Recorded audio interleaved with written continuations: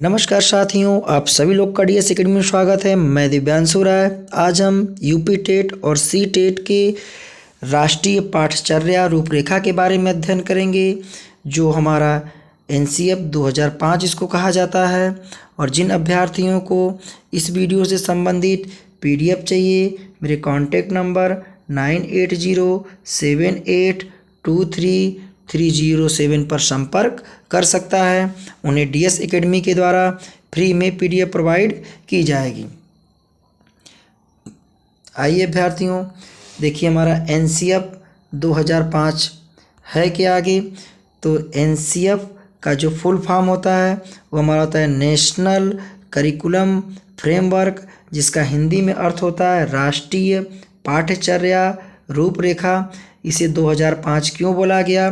क्योंकि एनसीएफ को सन 2005 में लागू किया गया था। और एनसीएफ का फुल फॉर्म जो होता है, यह परीक्षा में पूछा जाता है हमारे, तो इसका फुल फॉर्म होगा नेशनल करिकुलम फ्रेमवर्क।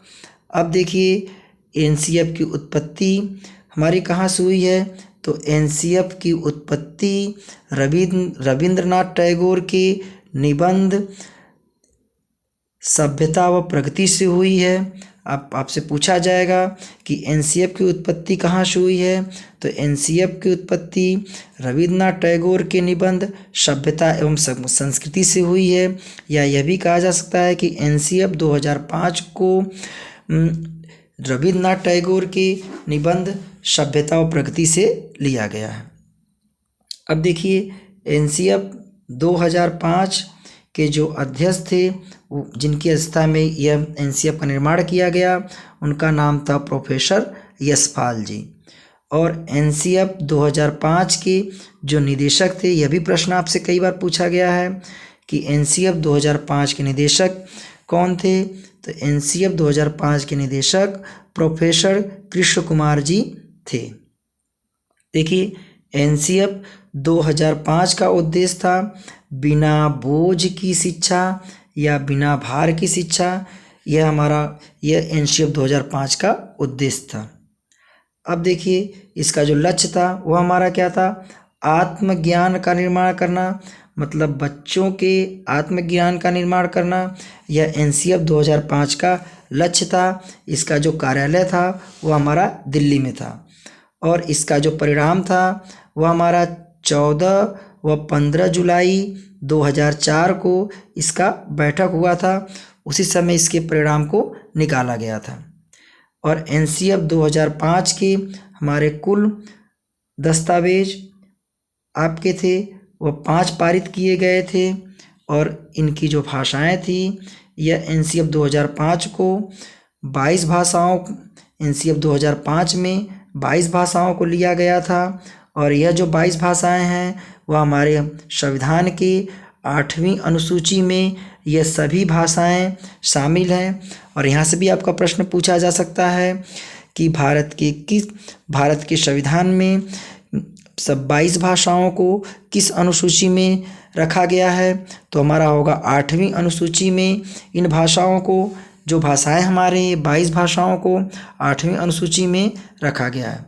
और एनसीएफ का जो भाषा जो फार्मूला था वह हमारे थे त्रिभाषी फार्मूले थे, जिनमें हमारा हिंदी था जिसको हम लोग राष्ट्रभाषा कहते हैं, दूसरा हमारा अंग्रेजी था जिसे हम लोग अंतर्राष्ट्रीय भाषा कहते हैं, और तीसरा हमारा था स्थानीय भाषा जिसको मातृभाषा कहते हैं। और एनसीएफ 2005 में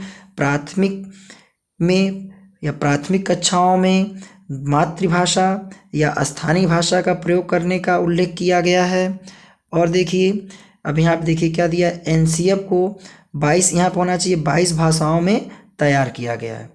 एनसीएफ 2005 के कुल 5 अध्याय हैं, जिनमें हमारा पहला होगा परिचय, दूसरा हमारा होगा ज्ञान और अधिगम, और तीसरा हमारा है पाठ्यक्रम का क्षेत्र, चौथा हमारा होगा प्रणालीगत सुधार, और 5वां हमारा था विद्यालय का वातावरण। अब देखिए एनसीएफ 2005 के हम तथ्य के बारे में अध्ययन करेंगे, जिनमें हमारा तथ्य पहला आपका है बोझ रहित शिक्षा पर बल दिया जाए। मतलब बिना बोझ की शिक्षा दी जाए। दूसरा हमारा था शिक्षा को दैनिक जीवन से जोड़ा जाए, मतलब बालकों को दैनिक जीवन से जोड़ा जाए। इसका मुख्य उद्देश्य एनसीएफ 2005 का था कि बाल केंद्रित शिक्षा होनी चाहिए। तीसरा हमारा था गणित की लंबी आकृति पर अवधारणाओं पर बल दिया जाए। चौथा हमारा था ज्ञान को सूचना न मानने पर बल दिया जाए। और पांचवा हमारा था 10वीं की यहाँ पे कक्षाएं होना चाहिए। 10वीं की कक्षाओं की परीक्षा ऐच्छिक व गुणात्मक परिवर्तन करना। अब देखिए एनसीएफ 2005 हमारे किन किन शिक्षण सूत्रों का पालन करता है, तो इनमें हम लोग 2 शिक्षण सूत्र का इसमें लिया गया है। पहला आपका है ज्ञात से अज्ञात की ओर, और दूसरा हमारा था मूर्त से अमूर्त की ओर। अब देखिए आपसे यहाँ से भी प्रश्न पूछा जाएगा कि एनसीएफ 2005 में शिक्षण सूत्र लागू होता है, तो उसमें आपका दिया जाएगा। तो पहला आपका होगा ज्ञात से अज्ञात की ओर, और दूसरा हमारा होगा मूर्त से अमूर्त की ओर। अब देखिए एनसीएफ के बारे में हम ध्यान करेंगे कि एनसीएफ 2005 की रूपरेखा हेतु 21 फोकस समूह का गठन किया गया था। कितने फोकस समूह गठन किया गया था? 21। और कितनी भाषाएं थी? 22 भाषाएं थी। इसके कुल दस्तावेज कितने थे? 5 थे। यह रविन्द्रनाथ टैगोर की कौन से निबंध से लिया गया था? सभ्यता एवं प्रगति से लिया गया था। इसके जो निदेशक थे प्रोफेसर कृष्ण जी थे, और इसकी अध्यक्षता किसके समय में हुई थी? तो इसके जो अध्यक्ष थे वह हमारे थे प्रोफेसर यशपाल जी।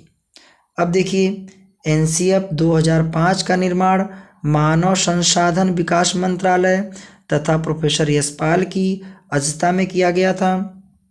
एनसीएफ 2005 के निर्माण की स्वीकृति कैबे। अब देखिए इसका भी नाम पूछा जाएगा कि एनसीएफ 2005 के निर्माण की स्वीकृति किसके द्वारा दिया गया था? तो हमारा गया था कैबे के द्वारा। इसका फुल फॉर्म भी पूछा जा सकता है, जिसका फुल फॉर्म होगा central advisory board of education के द्वारा दी गई थी। इसके बाद देखिए एनसीएफ 2005 का आधार एनपीई को माना गया, जो 1986 और 1992 को माना गया। किसको माना गया एनसीएफ का आधार? एनपीई 1986 और 1992 को आधार इसका माना गया। एनसीएफ 2005 को 17 राज्यों में स्वीकृत किया गया है। कितने राज्य में? 17 राज्यों में एनसीएफ 2005 को स्वीकृत किया गया है। अब देखिए एनसीएफ 2005 के 4 मुख्य विषयों को संचालित किया गया है, जिनमें हमारा पहला विषय आपका है भाषा, दूसरा हमारा गणित है, तीसरा सामाजिक विज्ञान, और चौथा हमारा सामान्य ज्ञान।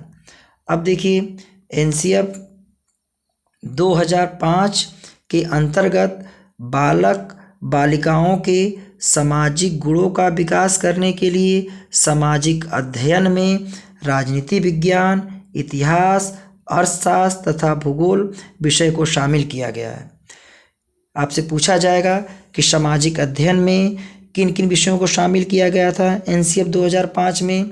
तो राजनीति विज्ञान, इतिहास, अर्थशास्त्र तथा भूगोल विषय को शामिल किया गया था।